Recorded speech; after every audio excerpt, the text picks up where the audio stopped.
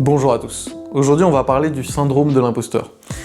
C'est un truc qui, je pense, est très présent dans notre milieu, étant donné qu'il y a beaucoup de professionnels, c'est mon cas, qui travaillent sans aucun diplôme. Et on n'a pas fait d'école, on s'est formé nous-mêmes, et on a dû découvrir ce milieu professionnel complètement à l'arrache, sans contact, sans diplôme, sans reconnaissance.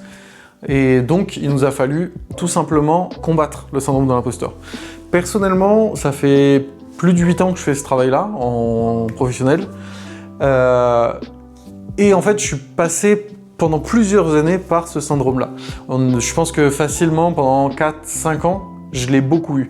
Par contre, j'ai trouvé une astuce assez efficace pour le combattre, que j'ai appliquée tout le long, pendant toutes ces années, et qui me permettait, malgré le fait de le ressentir de son temps, d'être nettement plus à l'aise. Et je pense que ça fait partie d'ailleurs de la réussite, des éléments qui font qu'une entreprise qui se monte comme ça, il y en a beaucoup qui, pour diverses raisons, ne peuvent pas s'en sortir, mais je pense que ça fait partie des éléments qui aident à la réussite d'une entreprise quand on passe en indépendant sur un métier où on n'a pas de diplôme. Le fait de réussir à combattre le syndrome de l'imposteur et d'appliquer ce que je vais vous expliquer. La première chose, en fait, ça va être de questionner un petit peu ce que vous êtes capable de fournir à un client.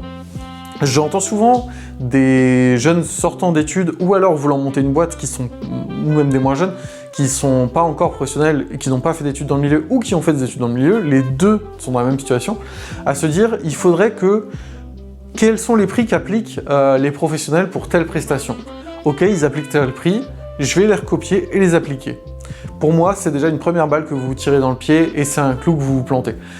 Parce que vous n'allez pas être à l'aise avec vos propres tarifs.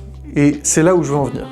Si vous n'êtes pas à l'aise avec les tarifs que vous appliquez, lorsque vous allez voir votre client, que vous allez lui proposer, déjà vous n'allez pas être 100% sûr de vous sur la façon dont vous abordez votre client. Puisque le tarif que vous abordez, que vous lui proposez, vous n'êtes pas convaincu en votre fort intérieur que c'est le bon prix pour la prestation que vous allez donner.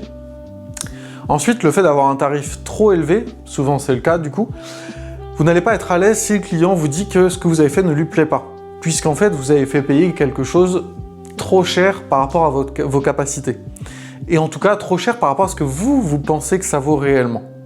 Vous vous êtes basé sur d'autres professionnels, d'autres gens qui ont leurs propres tarifs. Donc la vraie question et la vraie chose qui va pour moi combattre le syndrome de l'imposteur et vous aider à vous sentir à l'aise avec vos clients et donc vous aider à vous développer, c'est d'appliquer des tarifs avec lesquels vous vous sentez à l'aise. Quitte à ce que les tarifs soient beaucoup trop bas au tout début. De toute façon, une fois que vous allez appliquer des tarifs beaucoup trop bas, vous allez travailler, vous allez faire des clients, et rapidement, en voyant la qualité de ce que vous allez faire, vous allez vous dire « Bon, ok, en fait, mon boulot, il vaut plus que ça. Mon temps de travail, il vaut plus que ça, mes compétences, elles valent plus que ça, et ce que je fais par rapport aux autres, par exemple, vaut plus que le tarif que je le vends actuellement. » Donc en fait, naturellement, vous allez petit à petit vous dire « Finalement, en fait, ça vaut le double. » Ça vaut le triple. Et en fait, les premières années, vous allez multiplier vos tarifs. Mais c'est pas grave puisque vous êtes en train d'acquérir des clients qui, eux, se plaisent sur vos tarifs. Alors, ça va pas être très simple de leur faire augmenter vos tarifs à ces clients-là, mais tous les nouveaux clients qui vont venir grâce à eux, en fait, ils ne connaîtront pas spécialement vos tarifs. Et donc, ça va être assez simple. Puisque vous allez être hyper à l'aise avec vos tarifs, vous allez être à l'aise avec le fait de les négocier si vous avez vraiment envie de faire une presta avec quelqu'un, et de ne pas les négocier pour la plupart des gens parce qu'ils n'ont rien à vous apporter de plus, ou que vous n'avez rien à aller chercher chez eux, ou qui ne vous donnent rien en échange. Donc en fait, puisque vos tarifs, vous les connaissez bien, que vous les intégrez, que vous êtes à l'aise avec, vous allez savoir ce que vous faites. Au moment où le client, s'il y a un client qui n'est pas satisfait par quelque chose, vous savez si ça vaut le coup de lui faire repayer quelque chose pour faire les modifications, pour revenir, ou si vous dites « Non, non, mais là, en fait, la presta, elle est bien. Pour ce tarif-là, c'est ce qu'elle vaut. » Donc non, ça arrive rarement, mais ça peut arriver. Donc le fait d'avoir vos propres tarifs que vous maîtrisez, que vous connaissez, va vous permettre en fait d'être à l'aise sur toute cette ligne. Quitte à avoir des tarifs très très bas, je vais vous donner mon exemple concret maintenant. Lorsque j'ai commencé, j'appliquais un tarif, alors j'étais aussi étudiant en parallèle, donc évidemment les considérations pour manger étaient différentes. J'étais en étudiant en parallèle pendant 1 an après le début de ma société, pendant la première année. Même si j'étais qu'à 6 mois étudiant, on va dire, à temps plein, et ensuite j'ai fait 6 mois où j'allais plus qu'en cours 1 jour et demi par semaine.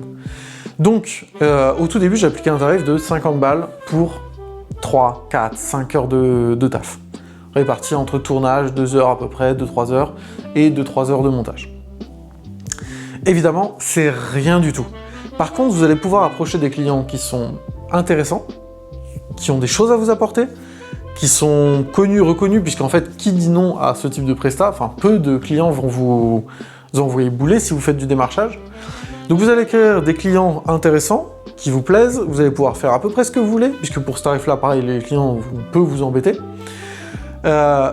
Et en fait, il n'y a pas de question de c'est nul pour 50 euros. En fait, pour 50 euros en vidéo, même à l'époque où j'ai démarré, ils n'avaient rien. Donc, c'était forcément mieux que rien. Et le fait est que ça valait plus. Donc, au bout de quelques mois, en fait, je suis passé à 100 ou 150 euros. Je sais plus, je crois que je suis passé à 100 euros au début, au bout de 2-3 mois. Et puis, 6 mois encore après, 3 mois, 4 mois après, quand j'ai vraiment arrêté les cours, là, il a fallu rentrer en ligne de compte le fait de devoir manger grâce à ce boulot. Et donc là, tout simplement, les tarifs ont aussi augmenté parce que mon boulot, il valait plus que 100 balles pour 6 heures et je commençais à avoir des besoins. Donc, j'étais à l'aise avec le fait, je sais plus combien je les vendais, mais je crois que c'était 200-250 euros.